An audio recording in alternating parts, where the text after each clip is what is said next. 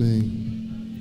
Essas foram algumas ações que nós realizamos somente esse ano, irmãos. Vocês viram, algumas pessoas foram batizadas, alguns trabalhos sociais. Queridos, ao longo dos anos, as pessoas têm ajudado muito a Rádio Novo Tempo. Pessoas da igreja e pessoas também da vida pública. E na quinta-feira, nós perdemos uma das pessoas que ajudaram muito essa igreja e a Rádio Novo Tempo, que foi o ex-governador e o senador Gerson Camata, que foi morto a tiros.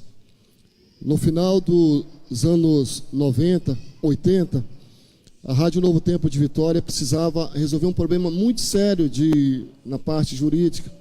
E o senador Gerson Camata trabalhou em função disso e foi resolvido. Em 2005, a Rádio Novo Tempo precisava aumentar a potência. Na linguagem técnica, nós tínhamos 800 gramas, nós passamos para 5.000. E eu estive em Brasília, na época eu era vereador em Nova Venécia. Cheguei lá, o senador Gerson Camata ligou para o ministro das Comunicações, o Hélio Costa, e para você falar com o ministro é uma coisa impossível, quase impossível. E na hora o Hélio Costa atendeu o telefone e falou: vem aqui. Eu me lembro que o Camata falou: rapaz, vem governador aqui, não fala com o senador, com o ministro, você vai falar. Fomos lá, conversamos com o ministro. Eu saí dali, fui à sede da igreja, lá o William Costa Júnior estava lá. Ele dizia que precisava muito de um senador, porque eles precisavam de uma geradora para a TV Novo Tempo. Eu liguei para o senador Camata, fomos lá novamente, e as coisas foram acontecendo, irmãos. Um homem que lutou muito por essa igreja, apesar de não ser membro dessa igreja. Alguns antigos aqui talvez se lembram que hoje nós votamos no primeiro domingo de outubro, mas no passado não tinha essa data. Às vezes a eleição, por exemplo, dia 3 de outubro, podia cair qualquer dia. Houve uma época que caiu no sábado, né? E muitos adventistas não votaram no sábado. E o senador Camata foi lá e fez uma lei que a eleição passou a ser no domingo. Pessoas que ajudaram essa igreja e que a gente sente a falta, e que nós possamos orar por uma família que está enlutada devido à violência, mas que marcaram a história da Rádio Novo Tempo e nos ajudaram de alguma forma. Agradeço a Clara. Clara cantou para a gente. A Clara é baiana. Clara veio lá de Jaquetô. Alguém conhece Jaquetô? Conhece Jaquetô, minha irmã? Aí, Clara, conterrânea. Jaquetô era uma cidade, um povoado muito violento, que o avô da Clara evangelizou lá. Aí matavam muita gente lá. Aí acalmou a cidade, o povoado, aí as pessoas encontravam alguém de lá e perguntavam: como é que está lá? Aí a pessoa dizia: olha, Jaquetô. Jaquetô. Né, Clara? Aí virou Jaquetô, né, irmã? Foi essa a história. A Clara é uma bênção. Resposta às nossas orações, eu orei para meu filho arrumar uma namorada. Consegui essa bênção, meu irmão. Foi fácil. Minha esposa também está ali com a gente. Queridos, nós temos uma mensagem para a igreja nessa manhã. E é interessante como as coisas vão encaixando, né? A escola sabatina hoje, a lição. O irmão Aldeci falou muito da volta de Jesus, sobre o novo tempo. E eu não tinha combinado com ele, mas hoje eu quero falar também da volta de Jesus. Nesse último sábado do ano. Talvez de uma maneira diferente. Muitos pregadores vêm falar da volta de Jesus. Pegamos ali espírito de profecia, os acontecimentos, e é interessante que a gente pregue desse jeito. Nós precisamos pregar da volta de Jesus, mas eu quero pregar e falar também como a tecnologia, como essas coisas têm atrapalhado a nossa comunhão com Cristo. Vamos abrir a nossa Bíblia então, em 1 Tessalonicenses. Eu vou tentar não atrasar o almoço, tá, irmãos? Amém? Glória a Deus. Vamos lá, 1 Tessalonicenses 3, eu já vou lendo aqui para a gente ir adiantando, né? O versículo 16. Pois o mesmo Senhor descerá do céu com grande brado e voz de arcanjo, ao som de trombeta de Deus. Os que morreram em Cristo ressurgirão primeiro. Depois nós que ficarmos vivos seremos arrebatados e juntamente com Ele nos encontraremos com o Senhor nos ares, e assim estaremos com o Senhor para todo o sempre.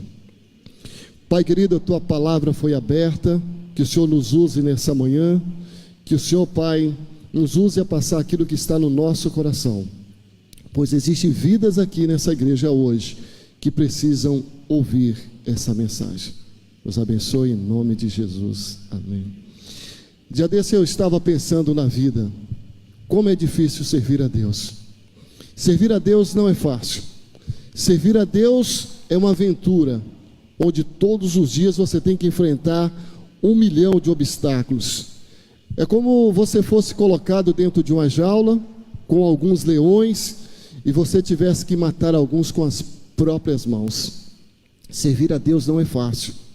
Se fosse fácil, não caberia tanta gente dentro dessa igreja, ou em todas as igrejas espalhadas pelo mundo, principalmente no período que nós vivemos. O período que nós vivemos talvez seja o mais difícil de servir a Deus de toda a história da igreja, porque nós vivemos na época da tecnologia avançada, e parece que a tecnologia avançada roubou dos homens e das mulheres a crença naquilo que é metafísico, naquilo que nós não podemos tocar. O homem moderno tudo tem que pegar e levar para dentro de um laboratório, aonde que a ciência e a química possam realmente provar que é verdade. Se nós voltássemos na época dos nossos antepassados, a gente ia entender e descobrir que a falta da ciência dava ao homem um pouco mais de aptidão de olhar para o alto, para o céu, e imaginar que tudo que está aí não é obra do mero acaso. Não é obra do mero acaso que a terra, em certos momentos do dia, faz brotar a relva faz brotar o oxigênio. Nós vivemos dias difíceis. A Bíblia fala sobre isso. Os profetas que viveram antes de nós anunciaram um período de trevas. Chegaram a dizer que o avanço da tecnologia faria com que as pessoas, o amor de muitas pessoas se esfriasse. E há um texto na Bíblia que diz que, se possível fosse naqueles dias, ou seja, nesses dias que nós vivemos, até a fé dos escolhidos seriam roubados. E os homens e mulheres atravessariam as ruas e os valados da cidade e viriam aqui para a igreja em busca de uma mensagem que parece não saciar a fome dessas pessoas. E eu tenho participado de muitos cultos, irmãos, e parece que de um tempo para cá o evangelho ele foi transformado em algo sem valor.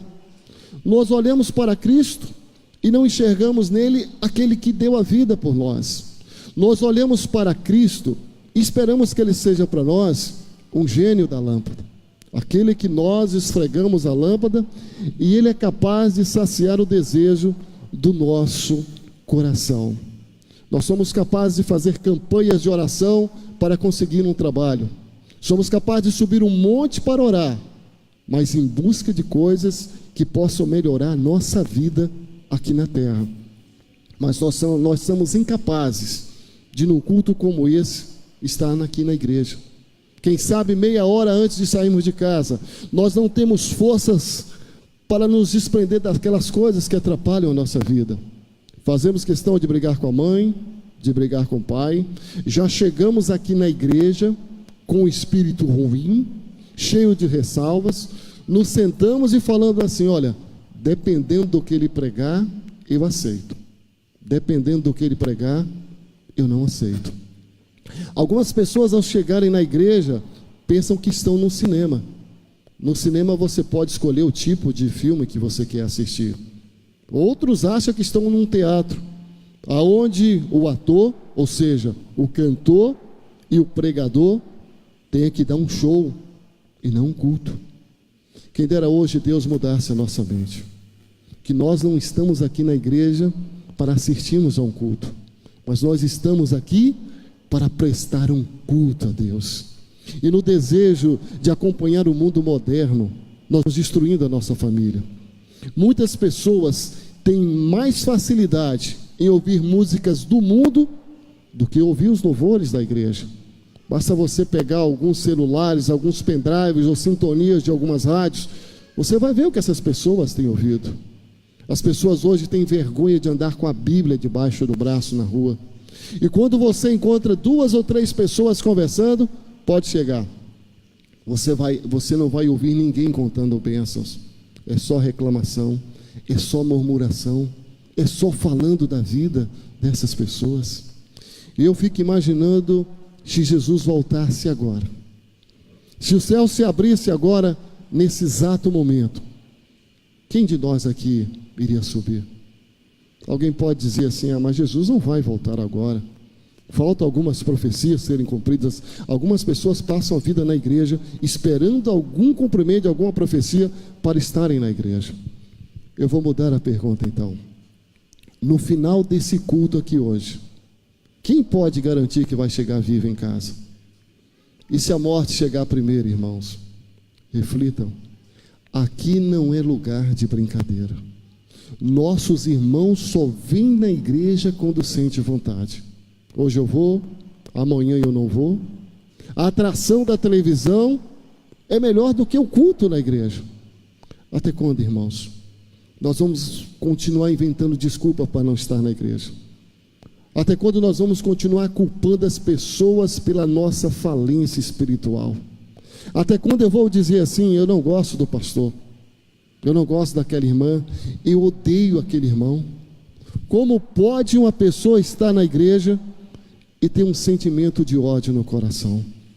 Como pode a pessoa participar dos cultos, cantar e carregar um sentimento estranho no coração?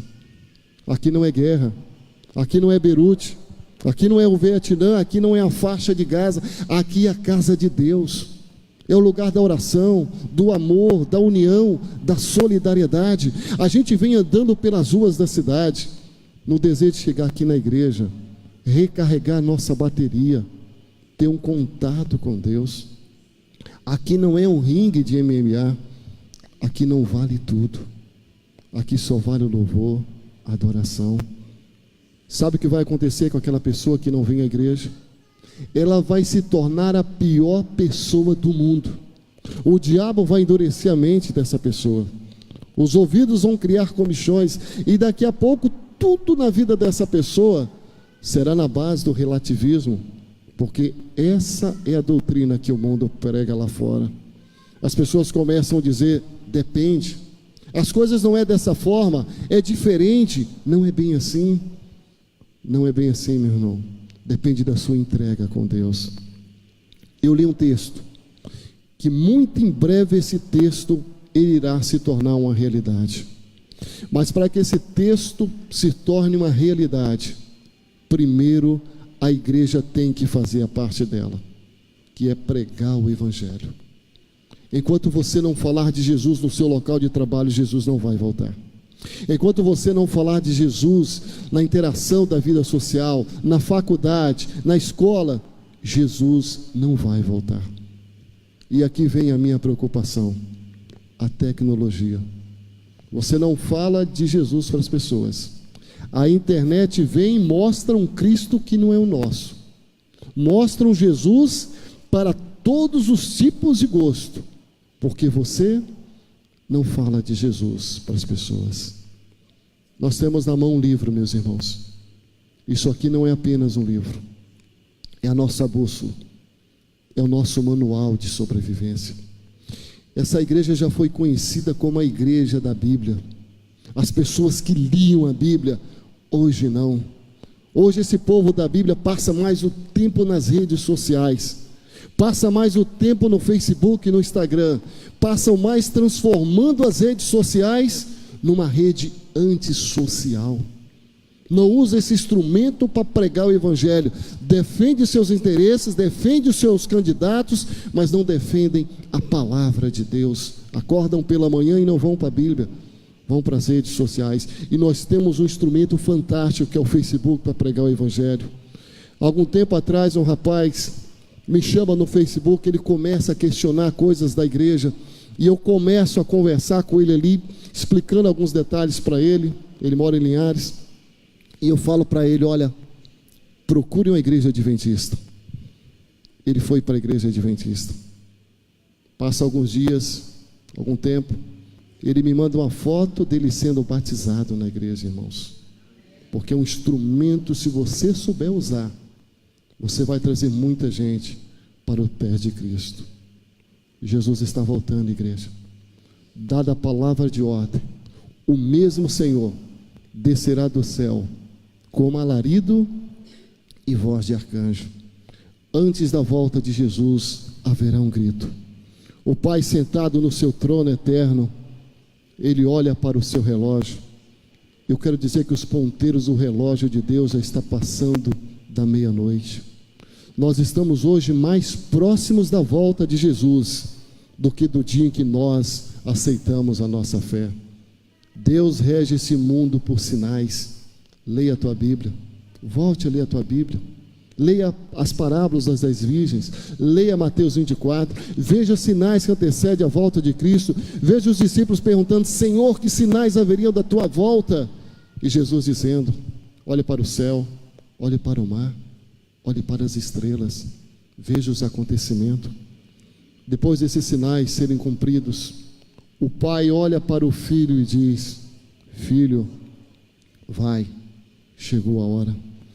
Eu imagino Jesus se preparando no seu trono, os anjos preparando as roupas que Ele irá usar naquele dia. Dada a palavra de ordem, o mesmo Senhor descerá do céu com alarido e voz de arcanjo. O que é o alarido, meu irmão? O alarido é um grito. Naquele dia a trombeta vai soar. Ao som da trombeta não haverá tempo para mais nada. As coisas que hoje têm tanta importância na tua vida, hoje, naquele dia, não terá importância nenhuma. Mas ao som da trombeta, se você não tiver que se acertar com alguém na tua vida, se você não tiver que perdoar alguém, pedir perdão, deixar as coisas desse mundo, você ouvirá o som da trombeta e ouvirá o seu nome. A Bíblia diz que estarão 2 no campo trabalhando, um será levado e o outro será deixado. Estarão 2 no moinho trabalhando, um será levado e o outro será deixado. Estarão 2 deitados na mesma cama naquele dia, um será levado e o outro será deixado. Essas palavras de Jesus, elas têm uma explicação.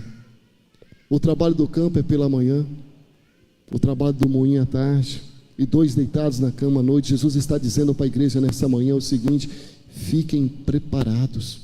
Eu posso vir pela manhã, eu posso vir à tarde, eu posso vir à noite, mas a mesma sorte não terão aquelas pessoas que vivem uma vida de qualquer jeito, pessoas matando, pessoas roubando, pessoas azarando pelo Facebook, mexendo com meninos, mexendo com meninas, preparando aquele encontro à noite naquele motel. Essas pessoas não terão a mesma sorte no dia da volta de Jesus. Mas o pior não é isso. O pior é que famílias serão divididas no dia da volta de Jesus. Pais subirão, filhos ficarão, o marido vai e a esposa vai ficar, porque essas pessoas moraram na mesma casa, mas não comungaram da mesma fé. Jesus está voltando. Que esperança bendita. O mar será obrigado a devolver os seus mortos. As chamas das inquisições romanas serão obrigados a devolver as pessoas que lá morreram, porque os que morreram em Cristo ressuscitarão primeiro. Depois nós, os vivos, seremos transformados e subiremos rumo ao céu. Muito em breve,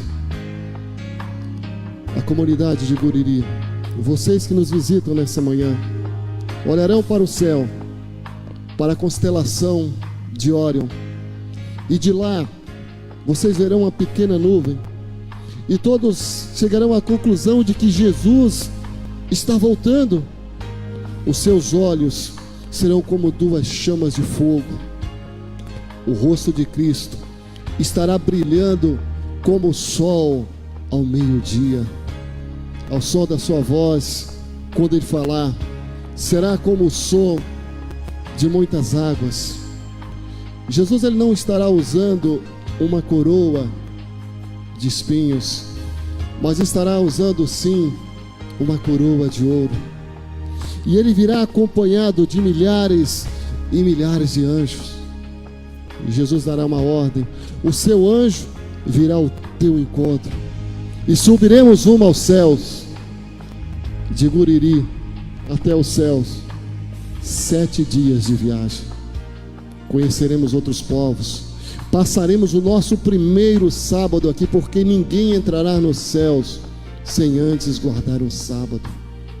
Entraremos para dentro daquela cidade maravilhosa.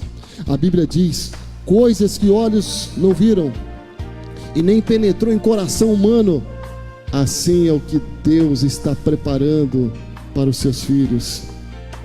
Jesus estará assim, de braços abertos, nos esperando. Um homem alto se aproxima, 4,5 metros de altura.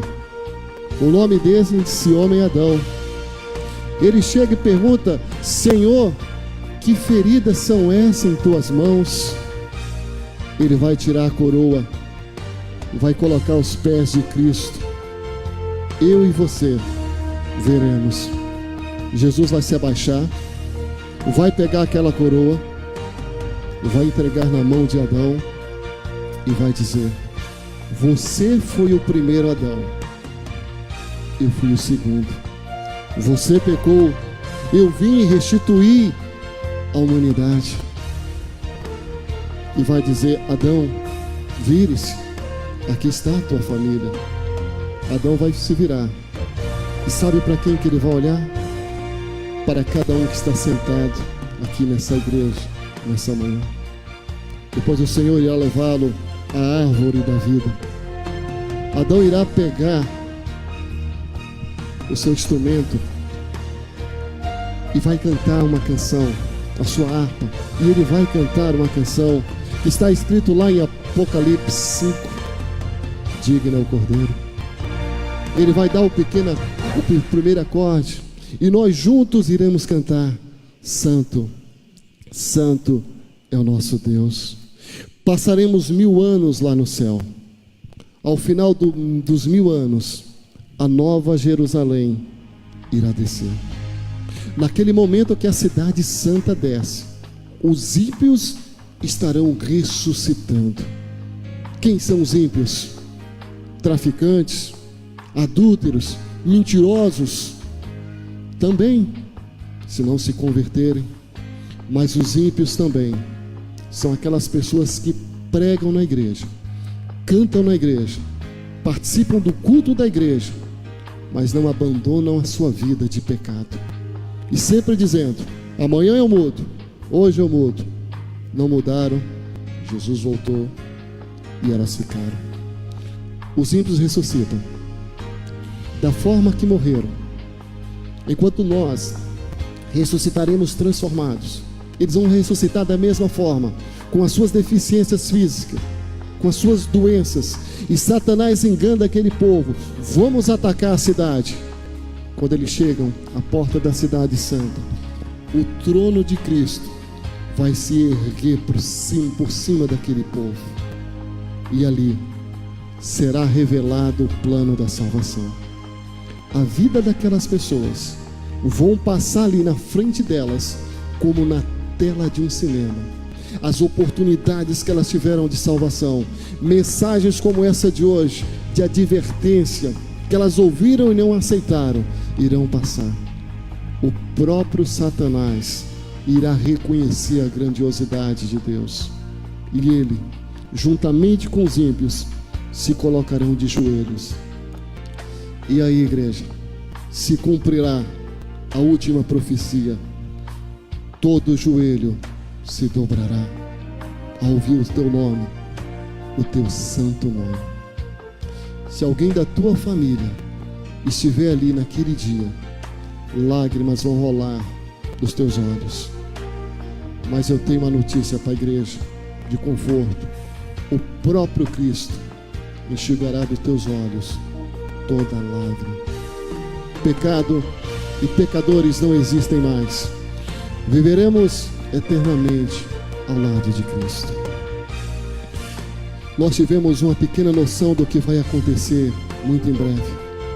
No dia da volta de Jesus, as pessoas vão gritar: Senhor, misericórdia, Senhor, não nos deixe aqui. O homem vai buscar a morte, mas a morte vai fugir daquelas pessoas. Vão pedir para que pedras caiam em cima delas e escondam da face de Cristo. Ninguém nessa igreja aqui precisa passar por isso. Ninguém. A porta está aberta. A oportunidade está sendo dada para você nessa manhã.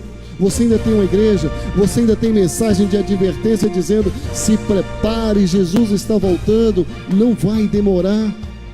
E nós vivemos achando que somos eternos, que não iremos morrer, que vamos viver para sempre. A vida é um estalar de dedo, é um segundo. 180 minutos separavam um pequeno time da Chapecoense da maior competição daquele time, uma competição internacional. E eles foram para aquela viagem. De longe avistaram a cidade, o campo de pouso. 5 minutos antes daquele avião aterrissar, ele cai. 71 pessoas perderam a vida. Por que aquele avião caiu?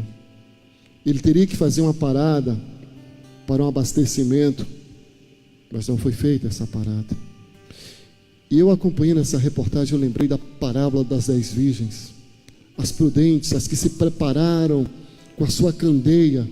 O noivo veio e elas estavam preparadas, e as outras não.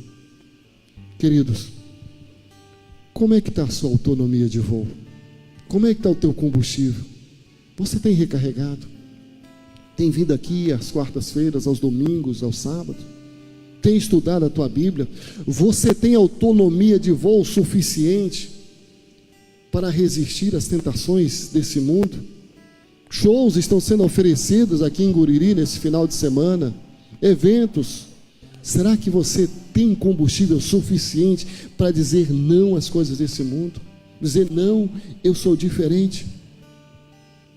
5 minutos separavam aquele time de um pouso seguro. Nós estamos a alguns minutos da volta de Jesus. Já ouvimos os passos desse Cristo que está voltando. Assim como foi nos dias de Noé, vai ser também no dia da volta de Jesus. Comiam, brincavam, se divertiam. Jesus chegou e eles ficaram. Nós vamos ouvir uma música nesse momento. Quem sabe é o momento de você refletir.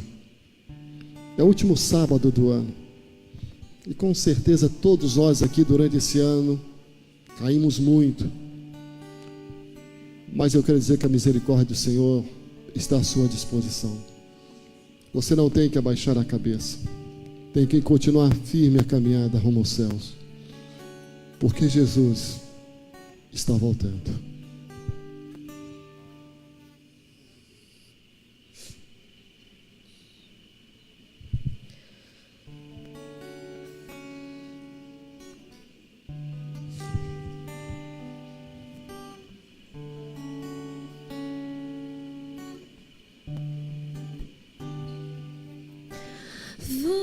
Você nunca mais falou comigo nenhum simples obrigado, porque hoje tenho vida. É verdade, eu sinto falta da sua voz.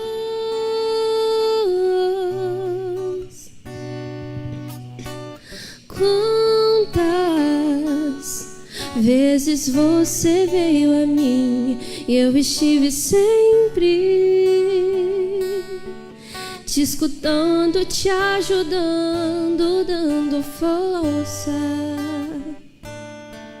É verdade, eu gosto muito de você.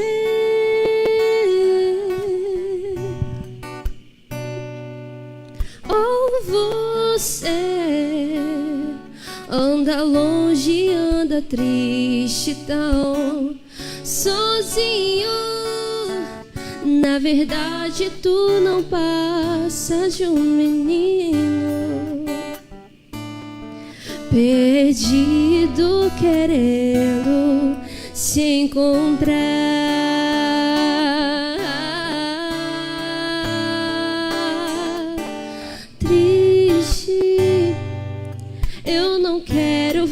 você assim tão triste. Mas longe de mim você só vai ser triste. Só chamar que eu vou correndo te encontrar.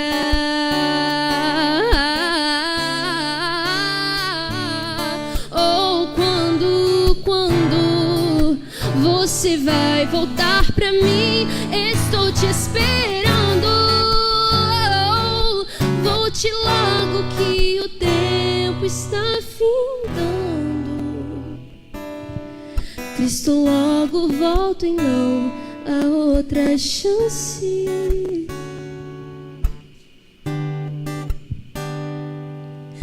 Filho, há tanta coisa pra dizer. Oh, filho, tenho um presente pra você. Oh, volta, filho. É verdade, eu gosto muito de você.